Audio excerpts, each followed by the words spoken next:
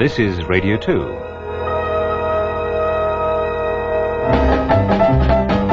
Hello, Cheeky. Oh, well, hello, Cheeky. Hello. Hello. Hello, Cheeky! Hello, Cheeky. Hey up, Cheeky.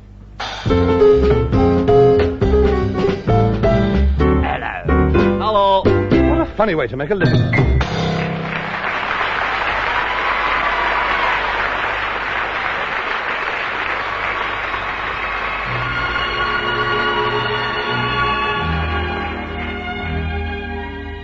And our special studio guest today is Miss Enid Bolsover, newly crowned Rupture Appliance Queen of Sunningdale. Good evening, Miss Bolsover. Keep your hands to yourself. I don't want the same trouble I had with Eamon. We'll be talking to her in a moment, but first over to Rory Snoot, who is talking to himself. Hello, Rory. Oh, hello, Rory. What are you doing these days? I'm dribbling down my shirt front for charity. But, I don't want to talk about it. Oh, well, in that case, back to Methuselah. Hello, everybody. Methuselah here. God, you've aged. I've just been to see Pajama Tops. It does that to everybody. How old are you? I'm as old as I feel. Well, I refuse to feel you, so go back to Rory Snoot. Oh, who's gone home to change his shirt. So here, by courtesy of George Capper Sanitary Engineers, is an awkward pause, which will be followed by a meanwhile.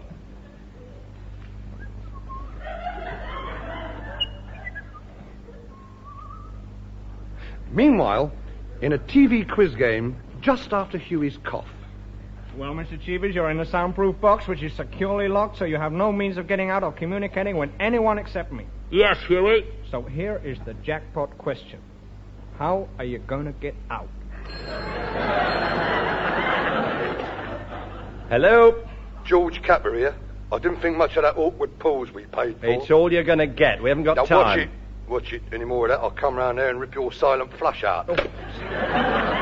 Sorry, ladies and gentlemen. Due to a bad attack of cowardice, here is another awkward pause. Thank you. And now... Oh. Hello. That was better. Your silent flush can stay where it is. Thank you. Thank you. You're welcome. My Aunt Edith was executed in Hyderabad for making a curry. What did you make it with? My Uncle George. Strange you should bring up that subject. After the show last week, my girlfriend insisted I took her to an Indian restaurant. Most expensive meal I ever had. Why? It was in Bombay. I don't like all that foreign muck. Give me a good old traditional British dish like spam. Spam's not British, it's American. And well, it might be when you think what they're responsible for. Bootlegging, the mafia, the Osmonds. Dennis, don't do that when we're talking. Don't talk to me about the Osmonds. All right. Osmonds. Nicked it all off the five Smith brothers. Well, they can't talk. Pinched their act off Ann Ziegler and Webster Booth. And they got it all from Little Titch. Oh, I loved his big boots. Really? Yeah. And I loved Vera Lynn's sandals. Joseph Locke's plimsolls. And I got quite emotionally involved with a pair of carpet slippers that used to belong to Bob and Alf Pearson. And they nicked their act from the Osmonds. Isn't this where we came in? Yeah. Let's try that door over there. Silence in court! Silence in court! The case of Wobble Snatch versus Wobble Snatch. Dobbin the Wonder Horse intervening. His Honour Justice Fingerstall presiding. Thank you, Dorothy. My lad, may I address the court? You can take it out and post it for all I care. Thank you, my lad, and may I compliment you on your sense of humour. Yeah. This case concerns a dispute between Edgar and Salome Wobblesnatch, a theatrical couple who have been married for 30 years. Guilty but insane. I haven't finished yet, my lad. They toured recently as a pantomime horse, Dobbin by name. Recently the marriage broke up when Mrs. Wobblesnatch discovered her husband in flagrante with a foot juggler. In where, Mr. Blott? Flagrante, my lad. Is that near Doncaster? No, my lad, it is not. Oh, another illusion shattered. A dispute has arisen over the ownership of the skin in which Mr. and Mrs. Wobblesnatch assumed the personality of the aforementioned Dobbin. My lad. What is it, Fatty? My lad, I'd like to enter a plea for reliquat cum laudum. What does that mean? I don't know, I just made it up. I will not have this court reduced to the level of a common music hall, and will now give you my rendition of Any Old Iron. My lad, please. Oh, all right. Please lend your little ear to my... I don't normally do requests, you know. My lad, Mr. Wobblesnatch. I don't know that one. How does it go? My lad, Mr. Wobblesnatch portrayed the rear end of the horse and his wife the front. Pretty tune, but I didn't think much of the words. What do you say, Mr. Belch? I say I don't get enough lines in this sketch. Let's do another one. Court adjourned to give Fatty Cryer some more lines.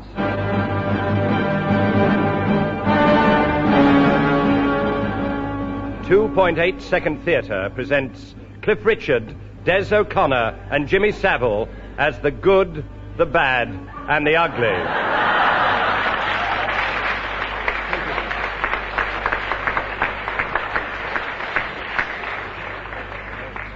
Bat Masterson. Now it's my turn to bowl.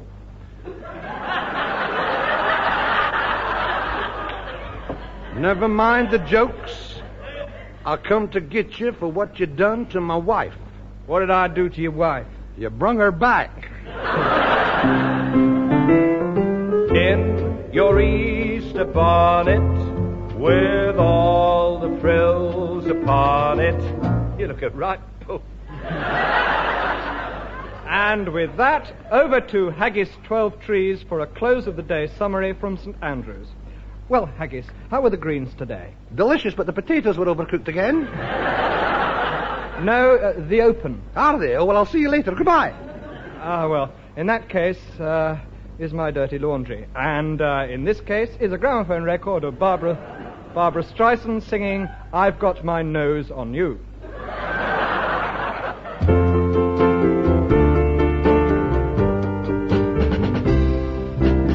The other day I saw a baby smile, and life seemed so much better for a while. I saw a sunset from a nearby hill, and I can say the memory's with me still. A falling leaf, a shining star, a friend who says how kind you are. These things are everybody's and they're mine, but I don't give a monkey's. I'm a swine.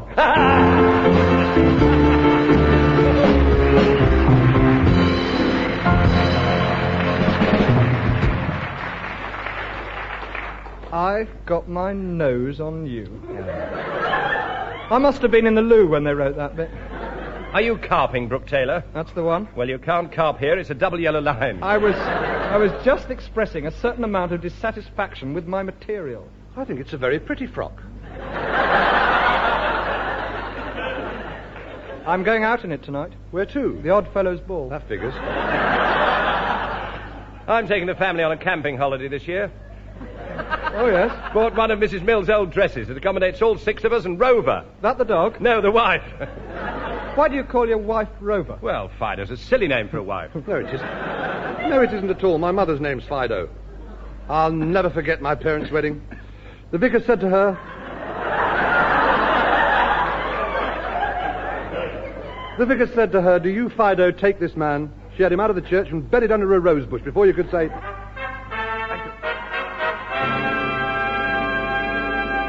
Encyclopedia of the Air, letter P. Papier-mâché. Pap your own, Mache. I don't understand that.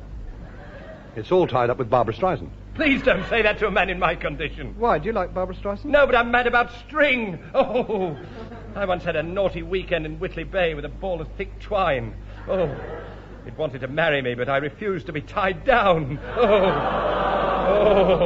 Oh, death, where is thy string? Oh, dear. Falling in love with string, the man's mad. bar of soap. Now, that's different. Oh, come on. Enough of these perversions. What this show needs is a bit of decent, straightforward culture. I shall now recite Keats' Ode to a Greek Urn. Oh, poem to a Greek urn, if that's not perverted. Oh, hadn't thought of that. Well, there's Ode to a Nightingale. Oh, that's worse. Here we are. John had great big waterproof boots on. John had a great big waterproof hat. The whole world's perverted. The whole world. Later tonight, a programme to watch out for, The Rissole Harty Show, with Rissole's guests.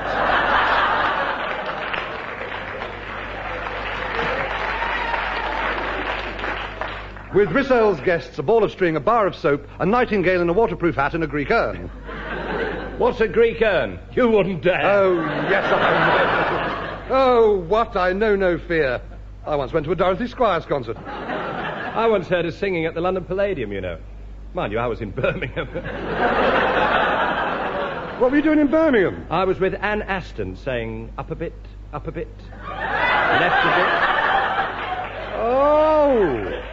Oh, you were on the Golden Shot. No, I was with Anne Aston saying, up a bit. You bounder. No, she doesn't go in for that sort of thing. Steady on.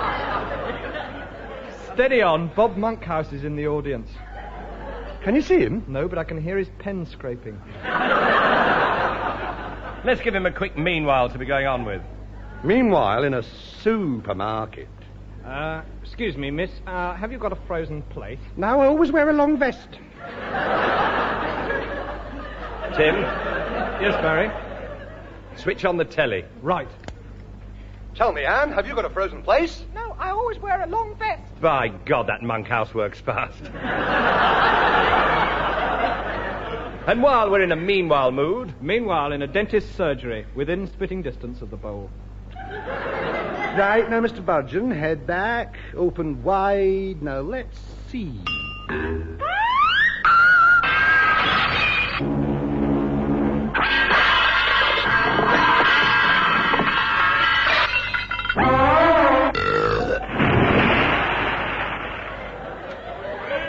Yes, I'm afraid that filling's loose again.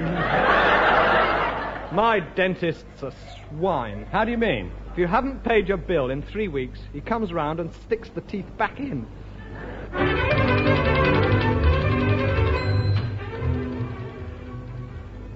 Hello Cheeky's personal column.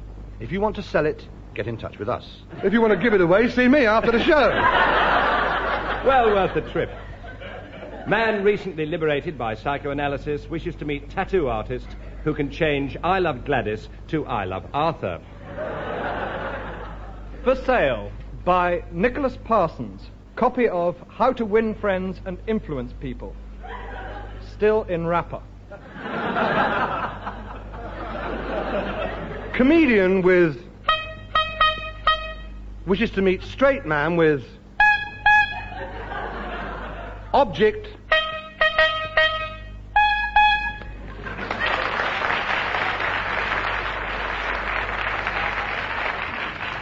Why don't you advertise with us, the column Nelson uses when they're cleaning Trafalgar Square?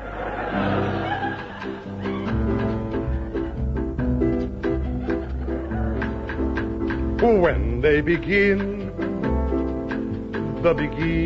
I wish you wouldn't do the okey cokey. You put your left leg in, your left leg out, in, out, you shake it all about. Why don't you stir your tea with a spoon like everybody else?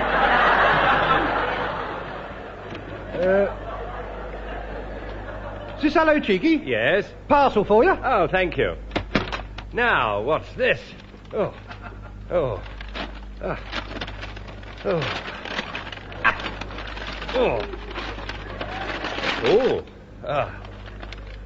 What is it? Sound effects record of a man unwrapping a parcel. That's no use. No, but I'm keeping the string! Oh! Parcels remind me of Christmas when I was a kid. Why? My dad used to wrap me up and send me to Dr. Bernardo's. Speaking of Ivy Benson's birthday, here's a little poem. I went out with a girl musician once, a rather homely miss, But she used to play the valve trombone, and brother, could she kiss? Who writes these trashy poems? They're absolute rubbish. John Betjeman. With a strange magical charm. Nice one, Sir John. Any chance of an OBE?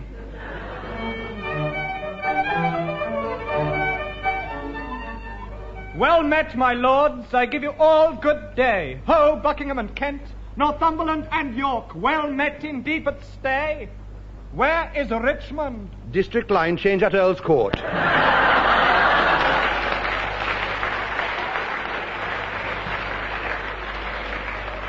Meanwhile, in a public library very close to the librarian... Excuse me, miss, where can I find romance? Come back to my place after we've closed, baby. Meanwhile, back at her place after they've closed... I wouldn't do this for any man, you know.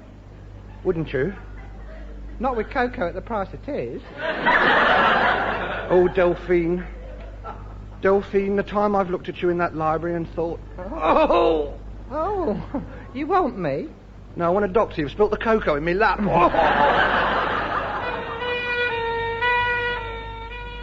Oh, Doctor, tell me, how is he? I'm afraid he'll never play the violin again. But he only spilt cocoa in his lap. Yes, but they slammed the ambulance door on his fingers.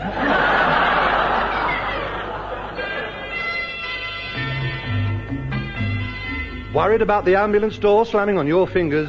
Insure with furtive assurance. For a mere £40 a week, we will insure you against being kicked by a stag in the underground, stabbed by a Guatemalan midget in church, or being thrown by an untamed hamster. Remember the name, Furtive Assurance. Our motto, take the money and run. Here's a little surprise to you, chaps. I've been practicing this.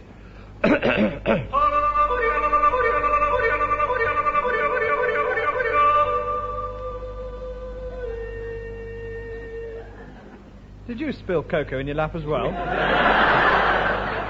And now for Mr. and Mrs. Leggs Akimbo of Maidstone. Here is the sole survivor of the Pompeii Choral Society singing There'll Be a Hot Time in the Old Town Tonight.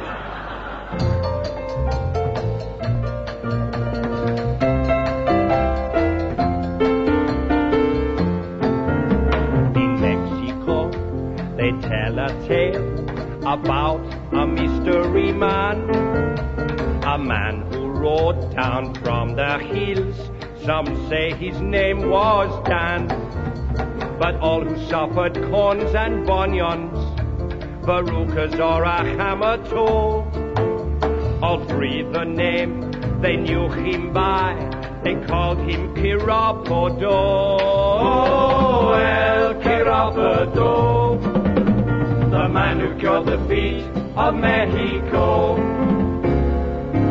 Some say that Pancho Villa once was martyred to a corn, and El Quiropodo was called one hot and dusty morn.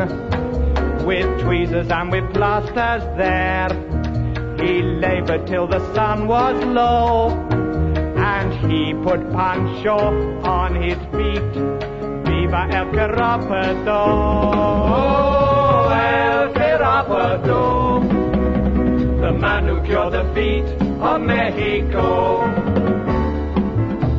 But now a hush has fallen through the land of Mexico.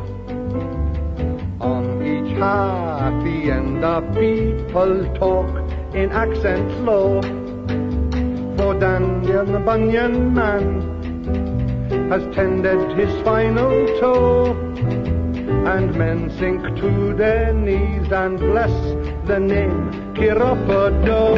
Oh, El Quiropodo, the man who cured the feet of Mexico. El Quiropodo, the man who cured the feet of Mexico. Hammer toe.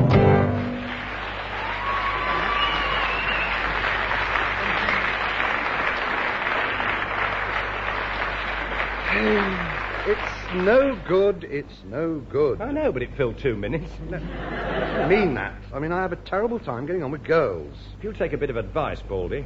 You're too abrupt. What you should do is chat the girl up about art, good music, philosophy. Make her think you're interested in her mind, then gradually lead the conversation round. Then you'll be all right. Oh, I must try that. Excuse me, miss. What is it? Have you ever visited the Egyptian room at the British Museum? No. Can I take your clothes off? No, John! Ladies and gentlemen, tonight we tell a true story. You're a liar. That's true. A true story of one of the most courageous feats in the annals of humanity. Attempting to prove themselves, men have tackled the most incredible challenges, even trying to hold an intelligent conversation with Huey Green. This is the story of one of the most amazing journeys ever undertaken. We present...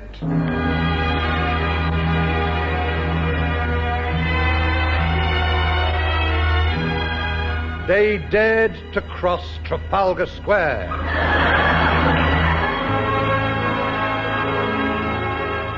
On October the 1st, last year, 2 men, a girl, and someone we're not at all sure about, met in a cupboard in Frith Street to discuss their impossible dream. And then Bridget Bardot comes in stocking tops and throws Turkish delight at me. Not that dream. Oh. He's the one we're not too sure about. Oh, Turkish delight. Oh. Fred! I don't care what you say. I think it's possible. Possible for a man to travel from Whitehall clear across Trafalgar Square to the National Gallery and still remain alive. Do you know what you're saying? Yes, I'm saying that it's possible for a man... Oh, no. I mean, are you really going to try it? Yes. If you won't come with me, I'll go it alone. I'll come with you, Cedric. For the honour of my family, the glory of my country, and any gash crumpet we meet on the way. What about you, Fern? I want to come with you. What about you, Gavin? I'm on. Well, get off. Come on, the rest of you. We're going to buy our equipment.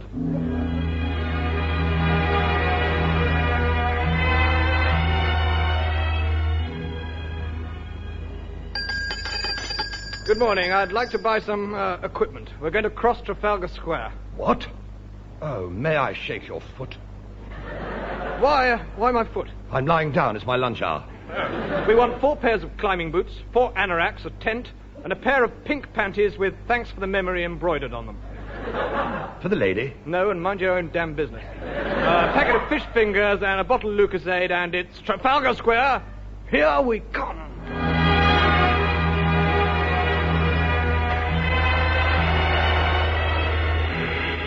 Day 1. Roped together with Cedric at our head, we stepped off the curb into the swirling traffic. Gavin's alpenstock caught in the grill of a number 9 bus, and we all finished up at Mortlake.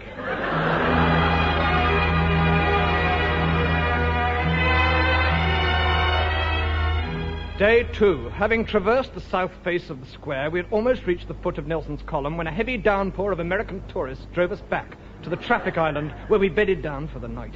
You know, Cedric, what we need is a base camp. Hello, saucy adventurer. Want to be naughty with the baritone? Get off.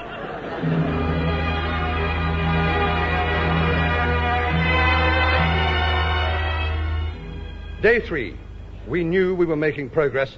At lunchtime, we spotted some pigeons, and they proceeded to do the same for us.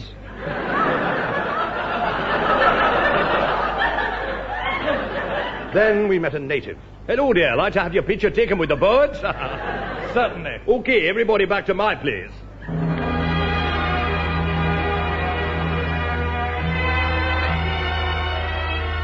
Day 7. Got back from his place. And began the ascent to the fountains. Suddenly, out of the mist. Hello. Have you got a license for that yak? Yes? Is it a passenger-carrying yak or a goods-carrying yak? Both. Oh, a yak of all trades. I arrest you for having a rotten joke in your pocket. You 3 can go, but you other 3 come with me. What other 3? Oh, Fern, do your blouse up.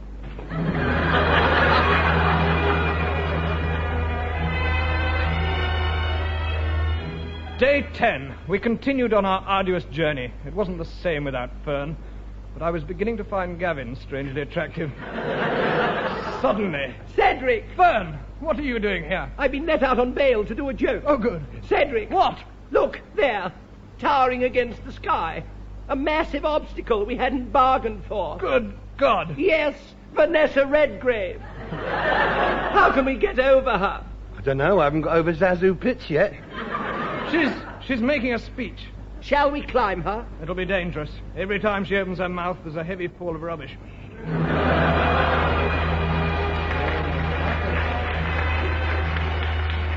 Day 15. We made a detour around Vanessa, which cost us precious time. The fish fingers were running low, tempers were running high, and Fairy's Choice was running in the 3:30 at Doncaster. So, over to John Rickman. Good afternoon this fine morning. Well, here I am at Doncaster and Ascot, with the news for you that those of you watching in black and white will see that the favourite is the second from the left, and for those of you watching in colour, it's the same. He tipped his hat, but it fell at the first fence. Back in Trafalgar Square, with our strength and our jokes both failing, we set off on the last lap of our journey. Get off my lap. Sorry, Vanessa. Before us, across one stretch of the traffic-ridden road, lay our goal, the National Gallery.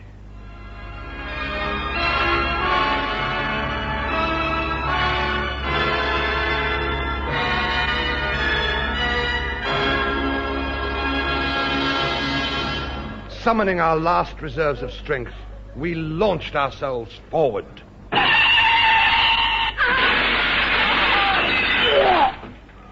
Well, what happened? We were run over by two puffs on a tandem and all killed. All killed? Don't be silly. You're all living now, aren't you? You call this living? Ta-da, Cheeky. Bye-bye, Cheeky. This programme was written and performed by John Junkin, Tim Brooke Taylor and Barry Cryer. The music was played by the Dennis King Trio, and the programme was produced by Bob Oliver Rogers.